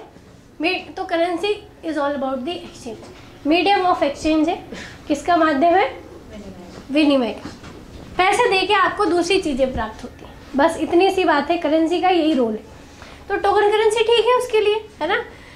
और इसलिए इसने भी वही करा कि एक्सचेंज ही तो करना है। इसलिए इसने क्या करा कि अपने अधिकारियों से कंसल्ट वगैरह करके एक रेवेन्यू डिपार्टमेंट वगैरह तो बनाया ही था इसने एक नई मुद्रा का प्रचलन कर दिया जो कि कांसे की थी। कौन सी थी? कांसे की थी। कांसा सबसे सस्ता, टिकाऊ और हर जगह उपलब्ध होने वाली धातु उस समय थी। पुराने ज़माने में आपने देखा होगा लोगों के घर में स्टील के 1-2 बर्तन ही होंगे, लेकिन कांसे की पूरी भरमार थी। बहुत इजीली मिल जाता था, अवेलेबल था, सस्ता। स्टील बहुत महंगा था। अभी कांसे की एक आध चम्मच आपको दिखेगी, बाकी पूरा रखते नहीं, क्योंकि उनको मेंटेन करना बड़ा डिफिकल्ट होता है। क्या होता है? रस्टिंग बड़ा इजी हो जाता है, चाहे कॉपर हो, चाहे ब्रॉस हो, चाहे ब्रॉन्ज हो। इनमें क्या जल्दी हो जाती है? रिएक्ट कर जाते हैं इन्वायरमेंट से, कलर वलर चेंज हो जाता है। और कुछ अगर आपने सिट्रिक चीज़ें रख दी, खट्टी चीज़ें रख दी, तो वो और ज़्यादा क्या होगा? रिएक्ट करके पॉइजन भी बना लेते हैं। ठीक है, लेकिन वो ओल्ड टाइम पे कोई सोर्स नहीं था, तो लोग इन्हीं सारे बर्तन, स्पेसिफिकली मिट्टी वगैरह के बर्तन यूज़ करते थे खाना बनाने के लिए। इसने क्या करा? कांसा जो था उसको, उसके सिक्के और पहले चांदी के सिक्के चलते थे। कौन से सिक्के चलते थे? दोनों को क्या बोल दिया? चांदी का जो था वो क्या बोलते थे? उन्हें टंका बोलते थे। दोनों बराबर है ना। ये मार्कर आपको खरीदना है, एक पेन खरीदना है आपको, चाहे तो आप कांसे का सिक्का दो तब भी मिलेगा, चाहे तो आप तब भी क्या मिलेगा आपको? एक मार्कर की कॉस्ट अगर एक कॉइन है तो दोनों में से कोई भी दो, आपको क्या मिलेगा? इससे हुआ ये कि अब चांदी की ज़रूरत धीरे धीरे कम होगी और सारे काम किससे होने लगे? कांसे से होने लगे। लोग बड़े समझदार थे, है ना। चांदी का पूरा मार्केट से गायब भी हो गई, है ना। कुछ तो करेंसी मार्केट में रहे, तब तो जाकर कोई इंटरनेशनल ट्रेड वगैरह होगा। अगर बाहर से कोई चीज़ हम खरीद रहे हैं तो, या कोई चीज़ बेच रहे हैं, ठीक है, खरीद बेच कर रहे हैं, आयात निर्यात कर रहे हैं, तो जब हम खरीद रहे हैं तो हमें उसे पे करना पड़ेगा। और इस एक पेन का हम उसे कांसे का सिक्का देंगे तो वो देगा क्या? क्योंकि उसको तो चांदी में पड़ेगा ना। उसके देश में ये सिस्टम थोड़ी है, ये तो भारत में, और भारत में भी कहाँ, जहाँ जहाँ मोहम्मद बिन तुगलक का राज्य, तो बाहर का व्यक्ति बोलेगा नहीं भैया हम तो नहीं खरीद रहे, ये पेन हम अपने पास ही रखें, कहीं और बेचेंगे, हम इधर नहीं बेच रहे। अब इधर किस चीज़ की कमी हो गई? पेन ही नहीं मिल रहे लोगों को, है ना। क्योंकि पेन तो किस में खरीदना चाह रहे हैं लोग? कांसे में, चांदी में थोड़ी में। अगर कोई चीज़ है, मान लीजिए ये पेन है, या 2000 के नोट में भी एक पेन आ रहा है और 500 में भी एक आ रहा है, तो आप कौन से नोट से खरीदना पसंद करोगे? 500 के। क्यों? हाँ, यहाँ पर ग्रेसम का नियम लागू होता है। कौन सा नियम? अगर आपने इकोनॉमिक्स पढ़ी हो थोड़ी मोड़ी भी, तो एक नियम पढ़ा होगा ग्रेसम। कौन सा लॉ पढ़ा होगा? ग्रेसम। ठीक है, अवमूल्यन से रिलेटेड ग्रेसम का नियम है मनी डिवैल्यूएशन से, और ये बोलते हैं कि खराब मुद्रा अच्छी मुद्रा को प्रचलन से बाहर कर देती है। Bad currency stop the running of the good currency. जो पुरानी मुद्रा, जो खराब मुद्रा है, वो अच्छी मुद्रा को क्या कर देती है? प्रचलन से बाहर कर देती है। किसका नियम है? ग्रेसम का नियम। उदाहरण के तौर पे आपके पास 500 का नोट है, ठीक है, और 2000 का नोट है। 500 का नोट थोड़ा सा फट गया है, ख़राब हो गया है, और ये 2000 का भी नोट है। अब आप शॉपिंग करने गए हो, कौन से नोट से शॉपिंग करोगे आप? कौन सा नोट पहले चलाने की कोशिश करोगे? जब तक 500 चल नहीं जाते तब तक दूसरे पैसे जेब से निकालोगे नहीं। इसका मतलब क्या है? जो खराब मुद्रा है आपके पॉकेट में, वो किसको मार्केट में नहीं आने दे रही है। मतलब कि ये कौन सी मुद्रा है? खराब मुद्रा का मतलब ऐसा नहीं दिखने में गंदी, मतलब जिसकी वैल्यू कम है, जिसको आप, जो आपकी नज़रों में है कि ये पहले निकल जाए। तो अच्छी मुद्रा क्या है? इसका मतलब है खराब मुद्रा अगर जब तक मार्केट में कौन सी मुद्रा वापस नहीं आएगी, मतलब जब तक ये बराबर रहेंगी तब तक लोग चांदी का पैसा देके चीज़ नहीं खरीदेंगे। जो चीज़ कांसे में मिल रही है वो चांदी में क्यों खरीदे? हमें पता है चांदी की वैल्यू ज़्यादा है, हम उसको संभाल के रख लिए, बाद में कभी फ्यूचर में काम आएगी हमारे। अब कांसा हो रहा है तो लोग क्या कर रहे हैं? अपने घरों में बर्तन भांडे जो भी कांसे के हैं उसको सुनार को दे रहे हैं, और सुनार उसको काट पीट के उसी डिज़ाइन का सिक्का बना दे रहा है जिस डिज़ाइन का सिक्का राजा ने, और मार्केट में वही वो सिक्के क्या हो रहे हैं? चल रहे हैं, और चांदी क्या हो गई? तो यहाँ पे ग्रेसम का नियम काम करता है ग्रेसम तो बहुत बाद में आए, है ना, ये व्यवस्था इसने तो पहले ही कर दिया कार्ड कि खराब मुद्रा अच्छी मुद्रा को प्रचलन से बाहर कर देती। जब तक फटा हुआ नोट आप चला नहीं लोगे, है ना, तब तक आप नया नोट जेब से निकालोगे, है ना। ये हम सबका व्यवहार है कि जितने भी खराब सड़े और जितने सुंदर सुंदर कड़क कड़क नोट है वो हम एकदम, कोई भी हो व्यक्ति वो उसको क्या रखेगा, अच्छे से सेव करके रखेगा। और वो खर्च करते समय उसे बड़ा दुख होगा कि यार आज मेरा ये कड़क नोट जो है वो खर्च हो गया। होता है ऐसा सबके साथ। तो यही चीज़ है कि ग्रेसम का नियम यही बोलता है, मतलब जो चीज़ कांसे से मिल रही है, अगर आपके पास कांसे का सिक्का खत्म हो गया, अब आपको वो चीज़ चांदी से खरीदनी है वही चीज़, तो आपका जी बड़ा दुखेगा, खून जल जाएगा, केयर नहीं, और आप कई मामलों में ये भी बोलोगे नहीं मुझे तो नहीं खरीदना या मुझे तो नहीं खाना, है ना, क्योंकि मैं अपना वाला अच्छा वाला नोट है, अच्छी वाली करेंसी को उसी काम के लिए नहीं दूंगी या नहीं दूंगा जो काम खराब वाली में भी चल सकता है। पेट्रोल पंप पे सब पुराने नोट क्यों देते, फटे हुए पुराने सड़े गले, है ना, इसलिए ताकि वो तो चला ही देंगे और अपने जो अच्छे नोट है वो बचे रहें। तो यही चीज़ होता है कि जब तक ये खराब करेंसी है तब तक अच्छी करेंसी मार्केट से, और हुआ यही कि सारी चांदी की मुद्राएं मार्केट से क्या हो गई, आउट हो गई, और जो आयात वगैरह कर रहे थे अब वो लोग, इससे खराब करेंसी से कोई नहीं करेगा, किससे करेगा, कई दुकानदार आपको बोलेंगे आपके पास फटा नोट है, नहीं दे रहे, नहीं चलेगा सामान, है ना, बोल देते ना, सामान नहीं देते आपको, बोलते हैं कि नोट बदलो। तो ये भी यही है, क्यों हर कोई थोड़ी ना खराब करेंसी चलाएगा। इवन खराब करेंसी का एक और है नकली मुद्रा, है ना, कई बार जो है कोई दुकानदार है बूढ़े वगैरह बैठे हैं तो लोग नकली नोट चला के आते हैं बचपन में बहुत किया होगा ऐसा, 5-5, 10-10 रुपए की नकली नोट। अब खैर सब बड़े होशियार हैं, 10 एंगल से उसको देखते हैं, लाइट में ले जाके, ठीक है, लेकिन क्या होगा तो वो सब बैड करेंसी से, बुरी मुद्रा है। और ये बात कौन बोलते हैं, एक बहुत ही रिनाउंड इकोनॉमिक्स है ग्रेसम। जब आप अर्थशास्त्र पढ़ते हो और करेंसी पढ़ते हो तो इनका नाम बड़ा ही इम्पोर्टेंट नाम है, डिवैल्यूएशन का प्रिंसिपल इन्होंने दिया है। किस चीज़ का प्रिंसिपल दिया है कि बुरी और अच्छी मुद्रा क्या होती है ना, तो वो चीज़ इन्होंने ही बताई। किन्होंने, ग्रेसम, है ना। जैसे एग्जांपल के तौर पे सरकार अगर बोल दे कि जो भी 50 के नोट हैं पुराने वो सब बंद हो रहे हैं, तो हम ढूंढेंगे घर से कौन बोलते हैं 50 के नोट, सबको मार्केट में क्या कर देंगे, उनने बोला 1 महीने तक ही चलेंगे बस, तो 1 महीने में सारे वो नोट हम खर्च करेंगे। तब तक हम अपने 100 के या 500, 2,000 के नोट निकालेंगे क्या, क्योंकि हमारे क्या डेडलाइन है कि अब वो बेकार होने वाला है 1 महीने के अंदर, पूरा खर्च कर देंगे हम। तो यही किसका नियम होता है, ये ग्रेसम का। और यही बात इस पर भी, इसकी सांकेतिक मुद्रा पर भी लागू होती है कि जो पुरानी करेंसी है उसने अच्छी करेंसी को मार्केट में आने से रोक दिया, क्योंकि लोग क्यों चाहेंगे कि ज़्यादा मूल्य का सिक्का देकर वो कम मूल्य की चीज़ प्राप्त करें, जबकि वो चीज़ ऑलरेडी कम में बाज़ार में उपलब्ध हो रही है। पर बाद में ना चाहते हुए भी उनको अपनी इस योजना को वापस करना पड़ा, बड़ी मात्रा में चांदी के सिक्के छपवाए और ये निर्देश निकाला कि जो भी इस मुद्रा जिनके पास भी है, जो टोकन हमने जारी करा है, वो ला के राजकोष में जमा करें और उसके बदले में चांदी के सिक्के, ताकि मार्केट में इकोनॉमिकल बैलेंस बना रहे।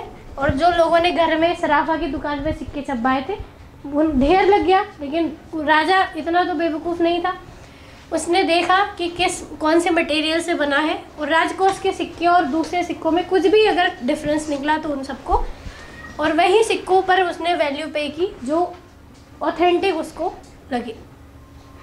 और इस तरह से सांकेतिक मुद्रा का प्रचलन और उससे बाद में वापस ले लेना, ये सांकेतिक मुद्रा के प्रचलन की योजना का एक पूरा कंक्लूजन था, जो कि किसने किया था।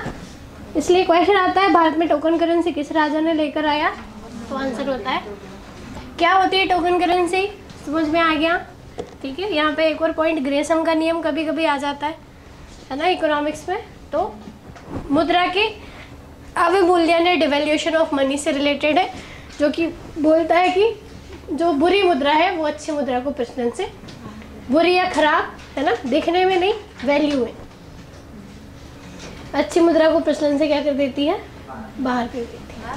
मैम जब कोई नई जैसे कि करेंसी लॉन्च हुई गई तो पुरानी को रिटर्न क्यों बुलवाते हैं, जैसे अभी गवर्नमेंट ने भी ऐसे किया, पुराने जो नोट थे वो पुरानी को इसलिए रिटर्न बुलवाते हैं, ये गवर्नमेंट की दूरदर्शिता होती है है ना, ताकि उन्हें पता चल सके कि ये ब्लैक मनी तो नहीं है। दूसरी चीज़ ये है कि उन्हें पता चले कि देश की बाहर तो नहीं चली गई, क्योंकि उनका तो हिसाब है, उनका हिसाब है कि उन्होंने 100 रुपये मार्केट में जारी किए। अब ये 100 जब तक वापस नहीं आएंगे, और 100 का ही इंडियन इकोनॉमी कितने रुपए की है, 100 रुपये की, इसमें अभी जो वैल्यू है वो 100 रुपये ही रह सकती है। तो ये 100 जब तक वापस नहीं आएंगे तब तक नए 100 रुपये कैसे जारी होंगे, न्यू 100। तो इसलिए पुरानी मुद्राओं को वापस मिलवाते हैं ताकि उनका जो आंकड़ा है वो बरकरार रहे, ठीक है। और वो देख सकें कि जो हमारी मार्केट में करेंसी थी कहीं वो ब्लैक मार्केट में तो इन्वॉल्व नहीं है, क्योंकि अगर मान लीजिए सरकार ने बोला आज से नई मुद्रा पुरानी मुद्रा बंद, ठीक है, तो इसमें सरकार ये हिसाब नहीं लगा पाएगी कि कितनी करेंसी मार्केट में थी, कितनी इंडिया में है, कितनी इंडिया से बाहर है, या कुछ अलग गलत कामों में लगी हुई है, टेररिस्ट फंडिंग में लगी हुई। जब पूरा पैसा आ जाएगा तो सरकार को एश्योरिटी हो जाएगी कि इंडियन करेंसी इंडियन मार्केट में सही कामों में, लीगल कामों में लगी है। क्योंकि लीगल होगा उसी का तो रिकॉर्ड होगा सरकार के पास भी। सरकार ने दिए 100 और आ भी 100 गए, सरकार को पता है कि सब कुछ सही साइड चल रहा है, मार्केट में जो है सारी चीज़ें बैलेंस। अगर 10 रुपये वापस आ रहे हैं तो 90 रुपये कहाँ गए, है ना, तो इसलिए वो वापस मंगाते हैं, है ना। इसका मोटिव ये बिल्कुल भी नहीं है कि हो सकता है वो दोबारा से कभी चला दें भविष्य में, ऐसा इसका मोटिव नहीं रहता, ठीक है, ताकि वो हिसाब किताब क्या किया जा सके, बैलेंस कर सके। ओके, तो देखेंगे इससे आगे नेक्स्ट क्लासेस में हम।